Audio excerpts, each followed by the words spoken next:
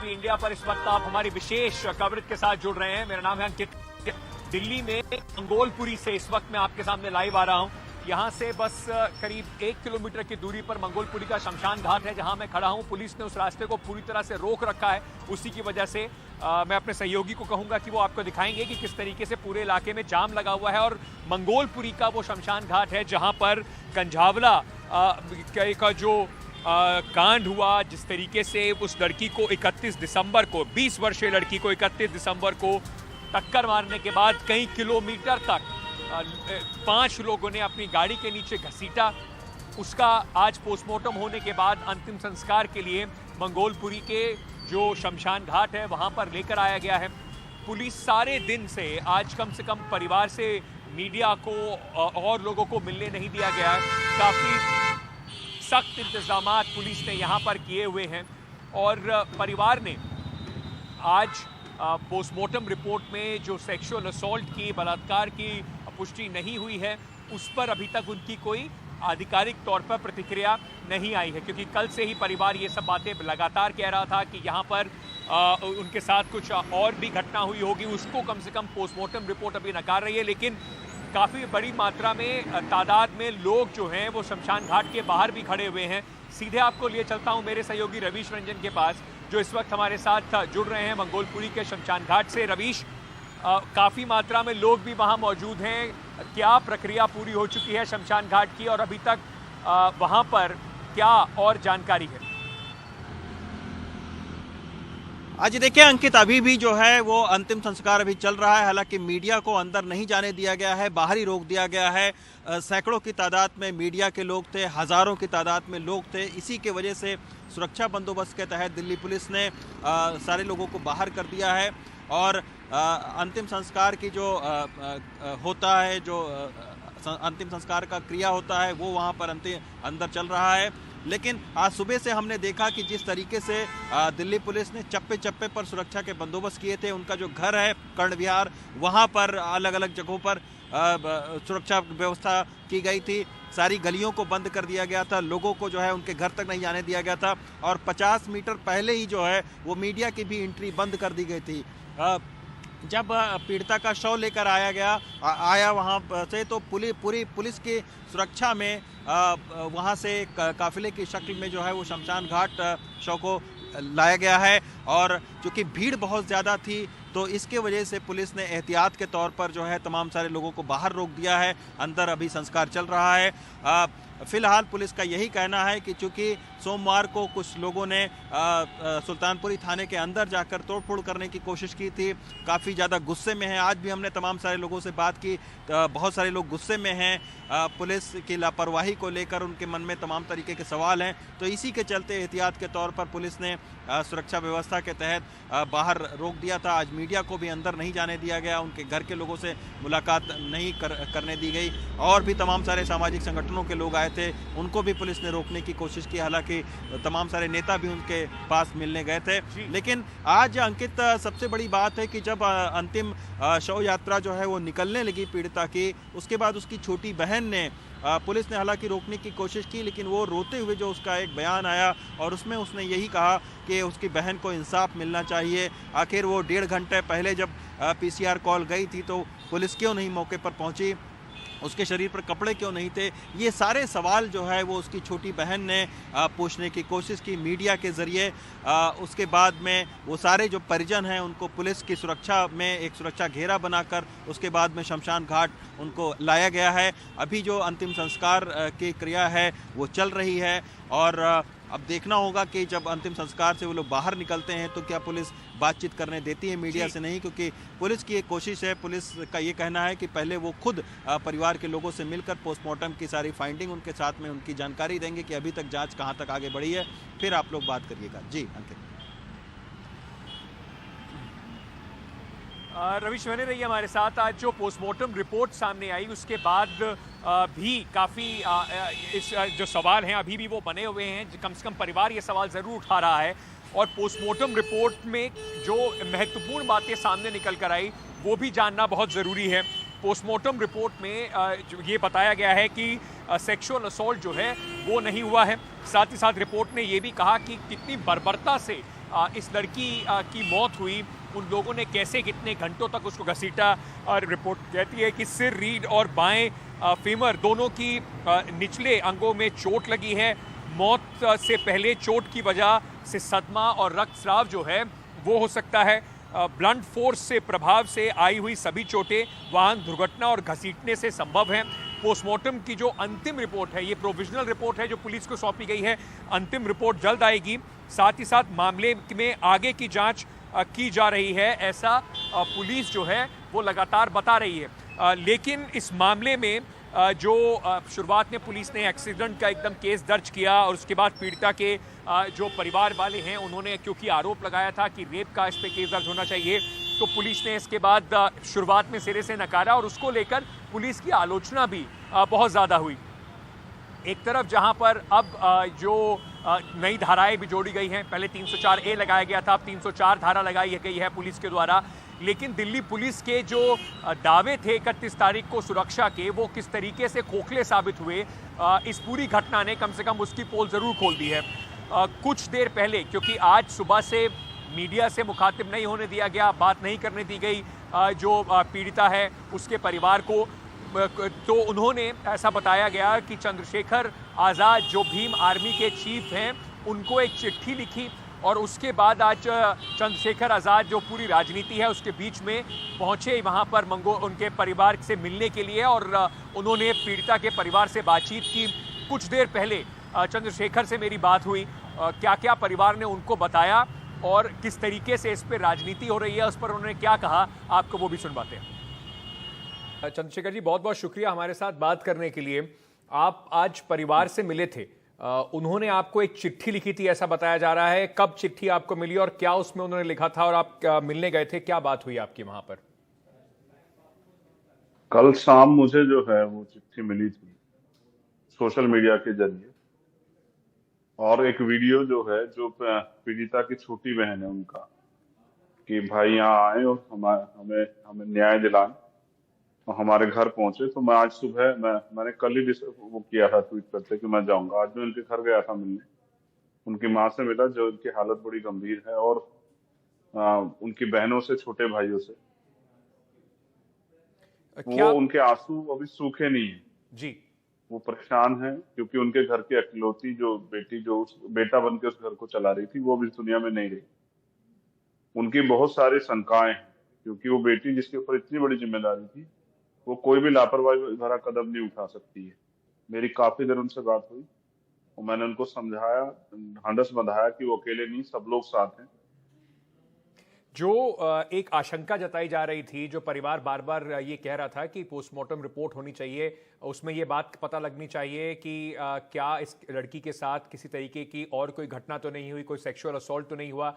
अब postmortem report आ गई है, उसमें सेक्सुअल असॉल्ट पुलिस ने मना किया है, डॉक्टर्स ने कहा है कि ऐसा कुछ नहीं हुआ है, एक्सीडेंट होने के कारण और घसीटे जाने के कारण उसकी मौत हुई है। क्या परिवार कम से कम अभी जो हो रहा है, जो पोस्टमार्टम रिपोर्ट है, उससे संतुष्ट है? सर, आप संतुष्ट हैं? देखिए, मैंने परिवार से बात की, जब तक मैंने परिवार से बात की तब तक पोस्टमार्टम रिपोर्ट नहीं आई। वो भी पोस्टमार्टम रिपोर्ट का इंतजार कर रहे थे, मैं भी इंतजार कर रहा था। मैंने भी स्टडी नहीं की, आपके द्वारा बताया गया कि पुलिस ऐसा कह रही। देखिए, पहली तो अभी पोस्टमार्टम रिपोर्ट के साथ भी एफसीएल की रिपोर्ट आनी अभी बाकी। एफसीएल की रिपोर्ट आएगी, उसमें कंफर्मेशन होगी। दूसरा, हम चीजों को कई तरह देख सकते हैं। अभी कह रहे हैं पोस्टमार्टम रिपोर्ट में सेक्सुअल जो असॉल्टिंग वो नहीं है, लेकिन उसका प्रयास भी हो सकता है। जो आम आदमी पार्टी इस पे प्रदर्शन भी कर रही है, एलजी का इस्तीफा मांग रही है, दिल्ली बीजेपी कह रही है कि देखिए अगर हमारा भी कोई व्यक्ति है तो दिल्ली पुलिस ने उसको तुरंत पकड़ भी लिया है, अगर हमारा भी कोई कार्यकर्ता है तो। इसमें जो दोनों पार्टियों के बीच में जो इस तरह की राजनीति हो रही है, क्या वो उस मुद्दे से कहीं ना कहीं अलग हो रही है, या आपको लगता है कि इस वक्त ये सवाल उठाने जरूरी है, पॉलिटिकल पार्टियों को इसमें कूदना जरूरी है? देखिए, मैं आपको याद दिलाऊं, निर्भया, फिर नागल का दिल्ली का, फिर हाथरस। मैं ये इसलिए कह रहा हूं कि वो किसी पार्टी का मेंबर हो और वो किसी को इस्तीफा देना, इससे कोई फर्क नहीं पड़ेगा। लेकिन हमें एक ऐसा माहौल तो दिल्ली को देना पड़ेगा कि जहां, मैंने कहा कि अम्बेसियां हैं, दुनिया के पर्यटक आते हैं, देश की गरिमा का सवाल है। अगर इस तरह का डर फैल जाएगा तो कोई कैसे आएगा हमारे देश की राजधानी में। तो इस सब चीजों से हटके आज हमें बात करनी चाहिए कि उस परिवार को न्याय कैसे मिले और भविष्य में ऐसी घटना ना हो। क्या हम लोग नया करें, दिल्ली पुलिस क्या नया करे कि सब चीज जगह पे पुलिस की नजर हो। बड़े वादे किए जाते हैं कि इतने कैमराज इतना सब कुछ है, लेकिन फिर भी घटना कवर नहीं हुई है। जी बहुत सारी चीजें, और हमें इससे सीख लेनी चाहिए। तो मैं बीजेपी और आम आदमी पार्टी के नेताओं को भी ये अपील करूंगा या उनको मैं संदेश दूंगा कि इन सब चीजों से ऊपर उठ के आज उस परिवार को न्याय दिलाने के लिए, अच्छा एक चीज और, न्याय दिलाने के सोचे तो सही, लेकिन दिल्ली के मुख्यमंत्री हर घटना में 2-3 घंटे पहुंच जाते हैं और बीजेपी के नेता भी हर घटना में, देखिए गृह मंत्री यही है, प्राइम मिनिस्टर यही, सब लोग यही है, लेकिन अब तक उस परिवार के आंसू पहुंचने और उसको जो कैद बनी उससे आजाद कराने कोई नहीं पहुंचा है। क्या हम इतने जो है राजनीति के चक्कर में इतने निष्क्रिय हो गए हैं कि अपनी जिम्मेदारियों से मुंह मोड़ रहे हैं? ये जिम्मेदारी है चीफ मिनिस्टर की कि वो जाएं, आरोप लगाने की बजाय उनके परिवार के बीच जाएं, उनके आंसू पूछे और उनका विश्वास मजबूत करें कि मैं देखिए मैं चीफ मिनिस्टर हूं, यहाँ आपको न्याय मिलेगा।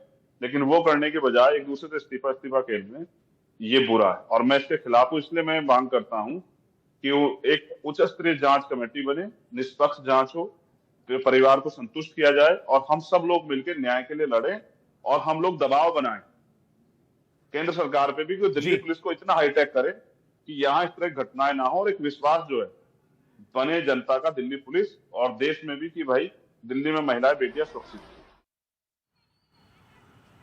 अब इस मामले में आज एक के बाद एक काफी सारे नए तथ्य सामने निकल कर आए। 31 तारीख की रात का एक और सीसीटीवी फुटेज सामने आया है जिसमें ये लड़की और उसकी एक सहेली एक होटल से बाहर निकलती हुई नजर आ रही हैं। दोनों के बीच में थोड़ी तू मैं हो रही है और उसके बाद वो स्कूटरी से साथ में जाती हैं। अब ये जो सीसीटीवी फुटेज है ये दिल्ली पुलिस के सूत्रों द्वारा हमें मिली है और इसमें साफ तरीके से दिख रहा है कि कैसे पहले स्कूटी उस मृतक की जो सहेली है वो चला रही है और उसके बाद दिल्ली पुलिस का ऐसा कहना है कि आगे जाके इन्होंने अपनी ड्राइविंग पोजीशन बदली और मृतका स्कूटी चला रही थी और ये लड़की उसके पीछे बैठी हुई थी। लेकिन उसके बाद जब ये हादसा हुआ तो ये दोनों स्कूटी पर मौजूद थे। ये लड़की स्कूटी थोड़ा दूर गिरी और मृतका जो है वो इस गाड़ी के नीचे फंस गई और इसी वजह से उसकी इतनी दर्दनाक मौत हुई। इसको लेकर भी कई तरह के सवाल उठाए जा रहे हैं। ये जो सहेली है निधि, इसने पुलिस में आज अपना बयान भी दर्ज कराया और अपने बयान में इसने क्या क्या बातें कही ये भी आपको बताते हैं। उसने मृतका ने अपनी दोस्त के साथ निकली थी, ये दिल्ली पुलिस के सूत्रों ने बताया है। टक्कर के बाद जो मृतका है वो कार की ओर गिरी और जो सहेली है उसकी वो दूसरी ओर जा गिरी थी। उसने बताया कि एक्सीडेंट के बाद वो बहुत डर गई थी और दोस्त ने ये भी बताया कि डर की वजह ये थी कि वजह से उसने किसी को ये बात आगे बताई नहीं।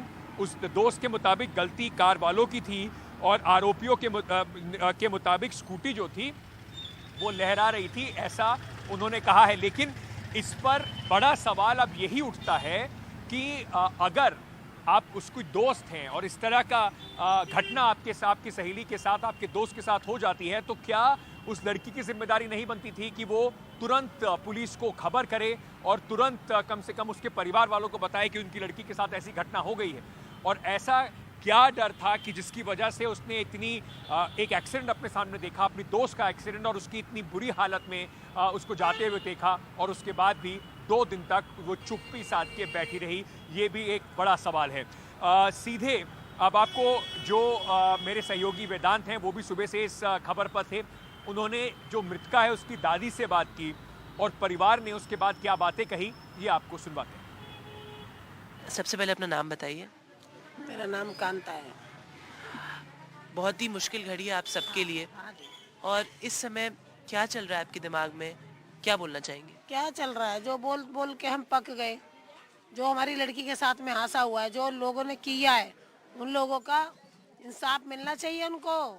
उनको सजा होनी चाहिए, फांसी होनी चाहिए। हमारी लड़की तो गई और उन्होंने रेप कर दिया लड़की का और बोल रहे हैं कि ये एक्सीडेंट का केस है। लड़की के तन पे कोई कपड़ा नहीं है, नंगी है, और ले जाके जंगल में घिस के उसको अच्छी तरह से मारा है और अब कहते हैं कि वो एक्सीडेंट का हादसा है, रोड का। आप थोड़ा हमारे व्यूअर्स के लिए बताइए कि उसके क्या सपने थे। देखिए आज सब उसको जानते हैं कि वो इस विक्टिम थी, इस बहुत ही ब्रूटल केस की विक्टिम थी, लेकिन उसके बारे में थोड़ा बताइए, क्या सपने थे उसके, कैसे याद करना चाहिए आप अंजलि को आज? अंजलि को क्या याद करना चाहिए, बेचारी वही कमाने खाने वाली थी। उसको तो याद करेंगे, पापा उसके है नहीं, 8 साल होगी एस पार हुए, वही 3-4 साल से अपनी मम्मी का अपना खर्चा, उसकी मम्मी डायलिसिस की पेशेंट है, दोनों किडनी खराब है, भाई हैं छोटे छोटे, उनके लिए कोई जरिया मिलना चाहिए, उसकी माँ के लिए भी कुछ मिलना चाहिए ताकि उनका गुजारा हो जाए। अब अंजलि तो रही नहीं, वही उसके ऊपर ही 6 बहन भाइयों का वो था, इसीलिए अपना कमाना खाना सुनने सीख रखा था। तो ये मृतिका की दादी थी जो बात कर रही थी मेरे सहयोगी वेदांत से। सीधे आपको वापस एक बार रवीश के पास लिए चलते हैं। रवीश, परिवार, वहाँ पे मीडिया तो अलाउड नहीं है, लेकिन ऐसा बताया जा रहा है कि परिवार ने जो अंतिम संस्कार की पूरी क्रिया है वो शुरू कर दी है। आज बिल्कुल, क्योंकि शव यात्रा के बाद में पुलिस ने समझाया परिवार को, हालांकि परिवार पहले गुस्से में था और उसकी बहन ने जब शव यात्रा निकल रही थी उस वक्त ये मीडिया से बात की और उसने कहा कि पीड़िता को इंसाफ चाहिए, उसकी बहन को इंसाफ दिलाना है। अंतिम संस्कार शुरू हो चुका है और कुछ देर में जो है वो ख़त्म हो जाएगा। उसके बाद में पुलिस उसको पूरी जानकारी देगी जांच की कि अब तक जांच में क्या क्या चीज़ें मिली हैं, क्या क्या हुआ है। तो पुलिस भी अपनी तरफ से जो है परिवार को समझाने की कोशिश कर रही है। आज सुबह से हमने तमाम सारा घटनाक्रम देखा, तमाम सारे पड़ोसियों से हमने बात की, सबका यही कहना था कि जो अंजलि है वो कमाने और अपने परिवार का भरण पोषण करने वाली बच्ची थी। एक छोटी मोटी जॉब करके वो 6 उसके भाई बहन थे, उनका वो भरण पोषण कर रही थी। अपनी एक बहन की उसने शादी की है, जो माँ है बीमार रहती थी, उसी के खर्चे से दवाई चलती थी उनकी। तो परिवार की आर्थिक स्थिति बहुत अच्छी नहीं है। जहाँ से अंजलि गई थी वो नाना नानी का घर था, जहाँ से अंतिम संस्कार हुआ है उसे खुद अंजलि ने अपने पैसों से एक छोटा सा घर बनवाया था। तो परिवार की डिमांड यही थी कि इस घर से, जहां से अभी अंतिम शव यात्रा निकली है, परिवार का डिमांड था कि वहीं से अंतिम शव यात्रा जो है वो निकले। तो इसी को लेकर जो है वो पुलिस के साथ में परिवार की बातचीत भी हुई आज दोपहर से।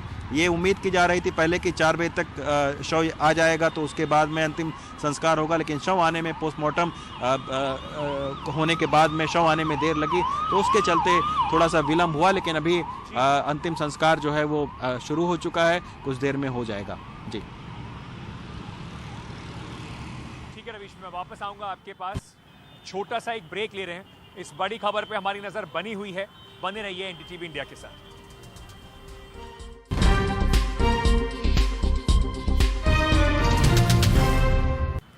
सीधे आपको लिए चलते हैं इन तस्वीरों पर जो इस वक्त दिल्ली के अंदर 31 और 1 तारीख की रात के बीच में जो दर्दनाक हादसा हुआ, जिसमें एक 20 साल की लड़की अंजलि ने अपनी जान गंवा दी और बहुत ही दर्दनाक तरीके से, बिल्कुल जघन्य तरीके से उसकी मौत हुई। जिस एक कार से एक्सीडेंट होता है, उसके बाद कई घंटों तक, 1 घंटे से ज़्यादा के समय पर कई किलोमीटर तक उसे घसीटा जाता है और आज पोस्टमार्टम के बाद उसका अंतिम संस्कार हो रहा है। वहाँ पर काफ़ी भारी मात्रा में लोग मौजूद हैं और कई लोगों ने इस बात की डिमांड की है, मांग की है कि आरोपियों को फांसी की सज़ा दी जाए। ये तस्वीरें जो इस वक्त आ रही हैं, ये सारी तस्वीरें जो आपको दिखाई पड़ रही हैं, ये तस्वीरें जो हैं वो जो परिवार अंतिम संस्कार कर रहा है उसकी तस्वीरें इस वक्त एनडीटीवी इंडिया पर चल रही हैं। लेकिन इस केस से कई अहम मुद्दे, कई बड़े सवाल ज़रूर उठते हैं।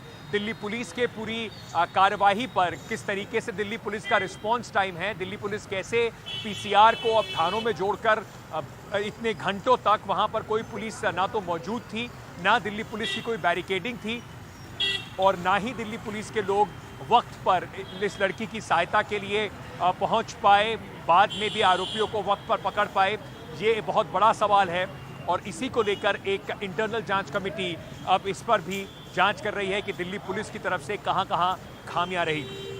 पर बड़ा दर्दनाक हादसा, एक लड़की ने जिस तरीके से अपनी जान गंवाई और आज उसका परिवार जो उसके ऊपर पूरी तरीके से निर्भर था, आज इस अंतिम संस्कार की क्रिया को पूरा करता हुआ।